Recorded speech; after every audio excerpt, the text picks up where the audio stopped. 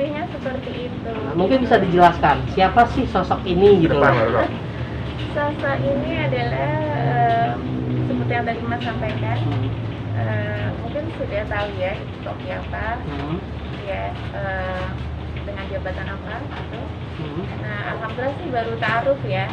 Jadi, prosesnya ta'aruf. Ya, jadi insya Allah jikalau memang Allah menjadi kita bisa meneruskan ke jenjang lebih serius, why not gitu. Nah, proses ta'aruf ini komunikasi by phone kah atau sudah pernah ketemu kah atau gimana? Komunikasi by phone ya, terus bertemu dengan kapasitas 3 orang atau 4 orang gitu, kita komunikasi silaturahmi gitu. Sudah berapa lama mengenal satu sama lain? Kurang lebih 2 bulan atau 3 bulan. 2-3 bulan. Ya. Nah, ini mohon maaf ya, duda kah, single kah atau apa? Yang pasti single. Nah, single berstatus duda atau belum pernah menikah yang ini? Aduh, aku malu. Iya, karena memang terus terang sih, karena memang dari beliaunya ingin dijaga prosesnya terlebih dahulu sampai dengan nanti masuk ke jenjang pernikahan, baru nanti kita bisa share ke teman-teman media semuanya gitu. Nah, kalau sendiri menginginkan sosok pendamping yang seperti apa sih? Iya, kalau untuk karakteristik pendamping sebelum dan sesudah hijrah itu banyak sekali perbedaannya ya. Kalau dulu Nyai tidak tahu mau dibawa kemana sih tujuan hidup manusia hakikatnya dari Allah SWT.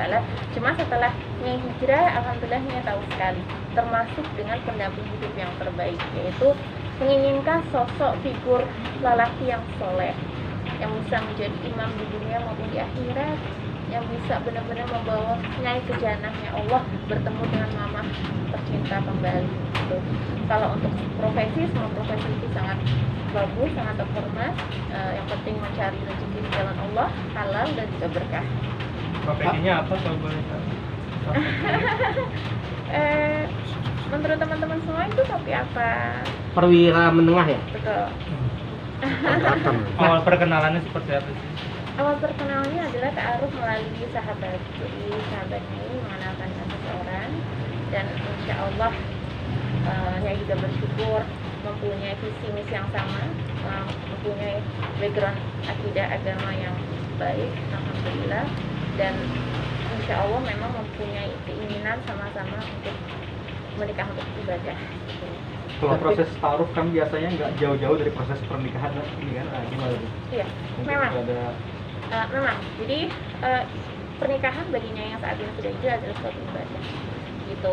Wasilah dari Allah Taala untuk mengisi kehidupan ini memang diciptakan berdamping-dampingan gitu. Dan memang tujuan kita adalah insya Allah untuk menikah. Cuman kan kita semua berusaha, qadarullah, semuanya kembali lagi kepada Allah gitu. Yang terbaik kita melakukan ta'aruf dengan sebaik mungkin dan saling menghormati dan saling menghargai perbedaan, karena semua orang pasti mempunyai perbedaan itu sendiri, di mana kita bisa mensinkronkan dengan baik. Tapi sosok ini sosok idaman Nyai banget ya? Nyai sekarang melihat sosok laki-laki itu adalah dari segi kesolehannya ya. Jadi Nyai senang bisa dibimbing agama juga, ditambahkan ilmu, terlebih ilmu agama yang baik, dan insya Allah memang sosok yang Nyai dambakan. Tapi berarti Nyai siap dong untuk menjadi istri seorang tentara ya? Siap. Karena kan ketika kita bicara Kartika Eka Paksi itu kan siap ditinggal kemanapun gitu kan. Nah, Nyai sendiri gimana melihatnya dengan profesi pasangan Nyai yang sekarang ini? Iya, kalau untuk menjadi suatu istri seseorang dari background Polri maupun TNI itu bagi Nyai itu sangatlah sosok yang luar biasa, mempunyai suatu kekuatan mental yang luar biasa. Nah, kalau untuk di kedinasan, untuk ditugaskan kemanapun, seorang istri haruslah siap, baik itu mengikuti maupun harus stay di mana gitu. Bagi Nyai sih tidak masalah ya, karena Nyai sudah terlatih. Maksudnya dalam hal ini Allah sudah menempa kekuatan mentalnya ini 2 tahun 3 bulan sendiri seorang sendiri diasingkan jauh dari dunia luar, dan alhamdulillah bisa sukses dan malah menemukan hidayah, diberikan petunjuk dari Allah. Jadi tidak masalah kalau untuk ditugaskan dimanapun, atau mungkin harus siap untuk berpisah sementara karena kedinasan, jadi nggak masalah. Oke. Bicara ta'aruf berarti prosesi nikahnya akan tahun ini kah? Kalau untuk berbicara hal tersebut, saya belum bisa menjawab ya, karena takut salah. Yang pasti mendoakan aja, semoga yang terbaik bisa menjadi imam baginya ini, bisa berjalan dengan lancar. Amin amin ya rabbal alamin. Tapi ini kan sudah ada obrolan-obrolan serius dong pastinya kan. Nah, ada nggak sih arahnya itu mengarah-arah ya udahlah tahun ini aja yuk gitu kan? Insya Karena Allah. kita sama-sama ibadah gitu kan. Insya Allah. Nah, harapannya ini kalau targetnya nggak mau mentargetkan, karena takut nanti di luar target dan bukan kapasitasnya, yang menentukan adalah qadarullah Allah Subhanahu wa taala. Jadi bagi Nyai ingin sekali, harapannya ini adalah kado terindah di tahun ini ketika Nyai pulang tahun nanti bisa menyandang statusnya tidak single lagi. Amin amin ya rabbal alamin. Nah, oke Nyai, sejak berjilbab saat ini tawaran pekerjaan berkurang bertambah? So ya, jadi ada part-part tertentu, bagian-bagian tertentu yang memang berkurang. Karena apa?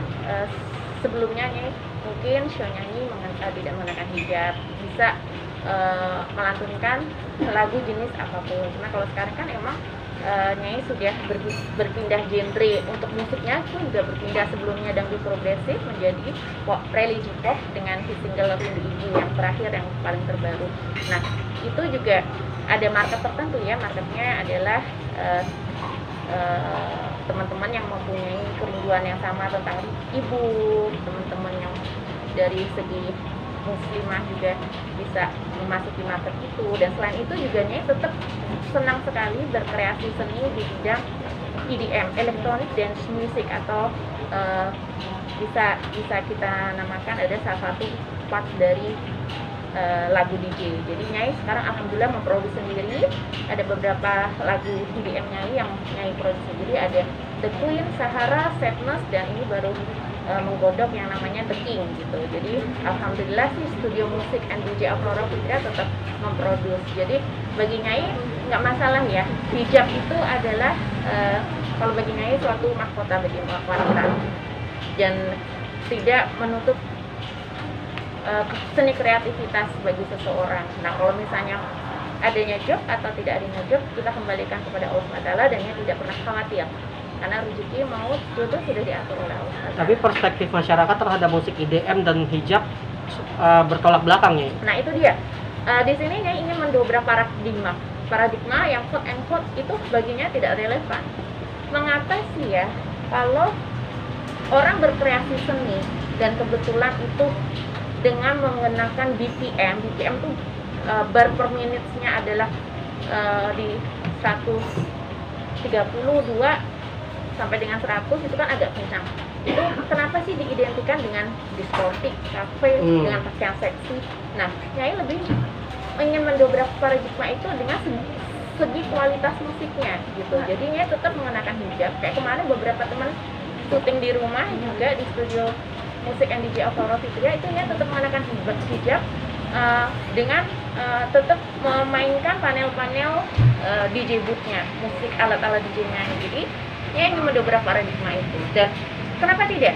Kita mempunyai seorang sosok tokoh agama, Gus Miftah, luar biasa. Agama di spot gitu. Why not, kenapa tidak bisa seorang Aurora Fitria memainkan musik DJ tetap mengenakan hijab? Itu harus bisa kita buka ya wawasan seperti itu. Tapi sudah siap dengan pertentangan masyarakat ketika bermain DJ mengenakan hijab gitu Nyai? Siap, karena Nyai punya prinsip. Kita Nyai, bagi Nyai hijab itu adalah ajaran yang mutlak wajib bagi seorang muslimah sesuai dengan dalil An-Nur 31 dan juga Al-Ahzab 59. Diwajibkan seorang muslimah yang sudah atau belum akil balik pun harus menutup auratnya. Nah, kalau untuk segi musik DJ itu berbeda, itu adalah profesi, itu ada seni kreativitas. Jadi kenapa harus mengedepankan skill? Kalau dulu mungkin mengedepankan, maaf ya, mungkin dari lekuk tubuh atau apa segala macam, hingar-bingar. Kalaunya sudah tidak seperti itu lagi. Sudah coba berkonsultasi dengan alim ulama terkait bermain DJ tapi boleh mengenakan hijab? Nah ini tadi yang saya sampaikan nih, timnya ini, tim Roro Fitri Manajemen baru mencari kontak personnya buat kita. Mungkin teman-teman ada yang tahu kontak personnya, mungkin bisa kolaborasi karena beliau pun memberikan wejangan di diskotik gitu. Iya, karena kan ya mohon maaf nih Nyai, konteksnya berbeda ketika Gus Miftah memberikan ceramah di diskotik dengan DJ player mengenakan hijabnya. Itu konteksnya berbeda kan? Tapi ya sama aja. Sekarang kan yang didengar adalah musik ya.